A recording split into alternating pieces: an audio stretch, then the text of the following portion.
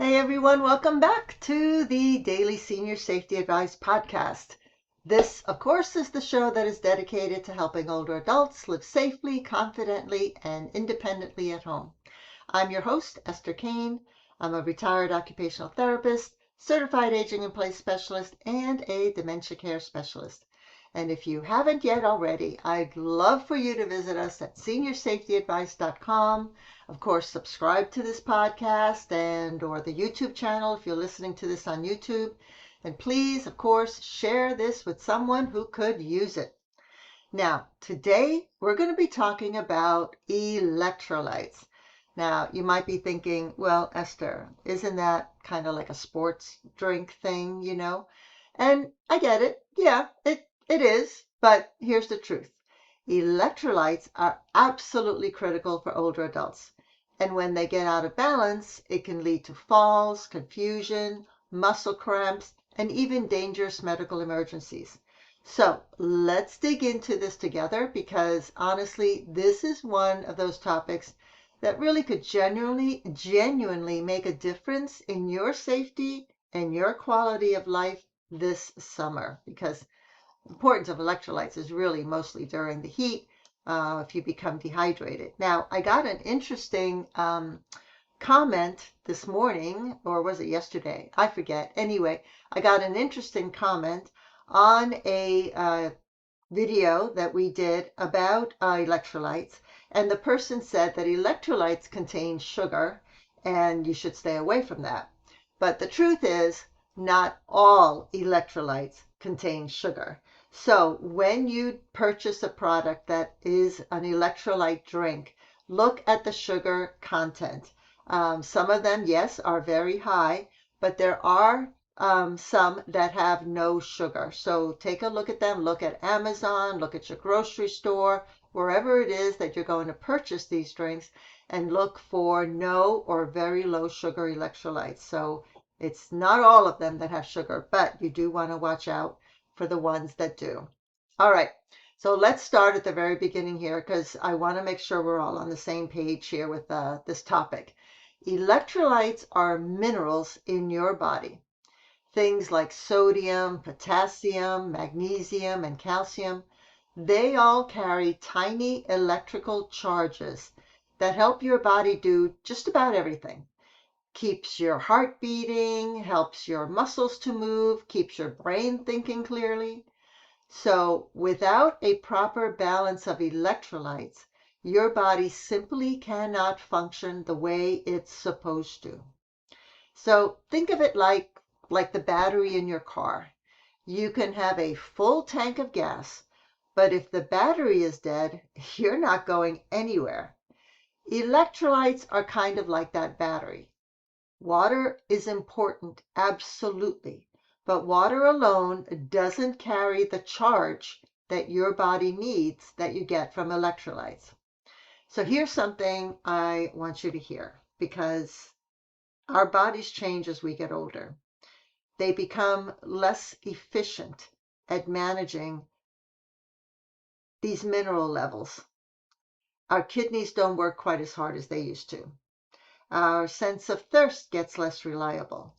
And many of the medications that older adults take, things like diuretics or heart medications, blood pressure pills, they can all actually deplete electrolytes faster than the body can replace them. So this isn't a topic just for athletes.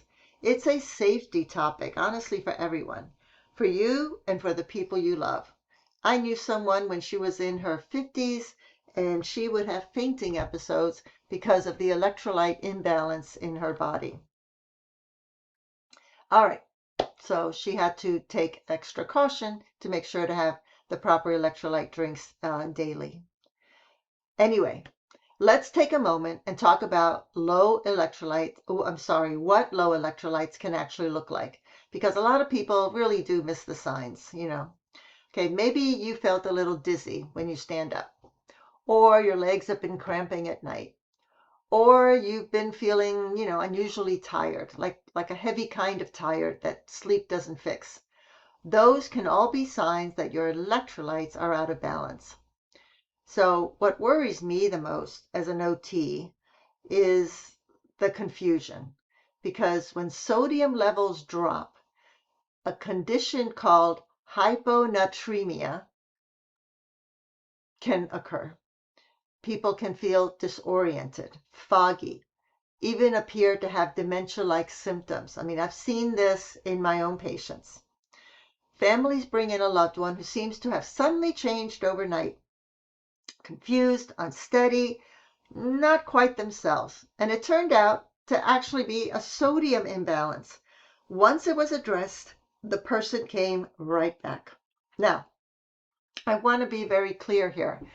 I'm not saying this to scare you. I'm saying it so that you know what to watch out for. Because, I mean, these symptoms are treatable. So why not, take that precaution to keep it from happening? Other signs to be aware of: a rapid or irregular heartbeat, headaches, nausea, weakness in your muscles, and this is a big one for fall prevention: feeling unsteady on your feet. All of these can be connected to electrolyte imbalance. I mean, imagine falling, an older adult falling, breaking a hip, then having to go through the process of a hip surgery and then rehab and, the months and months and months of hopefully getting back to a previous lifestyle. And the only reason that they fell was because of, they didn't have enough electrolytes in their system. Such a simple thing that ended up resulting in a very difficult, unnecessary thing. So if any of these symptoms sound familiar to you, then please talk to your doctor. Don't try to troubleshoot this on your own. Know what to look for. That's the power that you have. And then get the professional help and recommendations of what it is that you need to keep you healthy and safe. All right, now I am going to put my OT hat on, although honestly, I don't know that I ever take it off. But I want to explain why this issue is especially important for older adults. First is thirst. As we age, our thirst mechanism becomes less sensitive. That means that you can be significantly dehydrated and low on electrolytes without ever feeling thirsty. Your body just stops sending the signal as loudly as it once did. So you don't even know you're thirsty. So don't wait to be thirsty. Second, your kidneys. Our kidneys tend to become less efficient at holding on to the electrolytes that we need. So even if you're eating reasonably well, your body may be losing more than it keeps. Third, medications, and this is a big one. Diuretics, often called water pills, are prescribed for blood pressure or heart conditions. They pull fluid out of the body, and they pull electrolytes right along with it. Blood pressure medications, laxatives, even some antacids can affect your levels of electrolytes. And then there's the heat. Summertime, or if you live in a tropical area where the heat is around all the time. When you sweat, you're not just losing water. You're losing sodium and potassium and magnesium too. And if you're an older adult who isn't sweating as readily as you once did, you might not even realize how much you're losing. Now listen, none of this means, again, that you should panic. It just means you should be informed, and being informed is exactly what keeps you safe. All right, so let's get to what you can do. The first thing I always say is food first. Real food is almost always the best source of electrolytes. Bananas are great for potassium. So are sweet potatoes, avocados, and spinach. For magnesium, think nuts, almonds especially, and dark leafy greens. For sodium, a small amount of quality salt in your meals is actually important. Don't cut it out completely without talking to your doctor first. Dairy products like milk and yogurt are wonderful for calcium, and if you enjoy low sodium broth or soup, that's a gentle, easy way to get minerals in without even trying. Now, what about electrolyte drinks? Well, this is where I want you to be a little careful.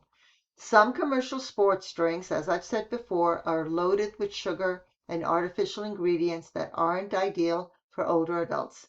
If you're considering an electrolyte supplement or a drink, then please check with your doctor or your pharmacist first, especially if you're on any kind of heart or kidney medication. What works for one person could be too much for another. Now, that said, there are some simple low sugar options out there. Coconut water is a natural source of potassium.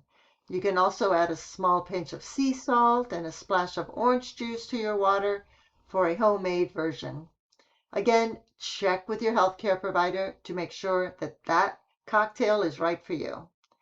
And let me say this, staying hydrated is the foundation. Aim to drink water throughout the day, not just when you're thirsty. Keep a glass on the counter as a visual reminder.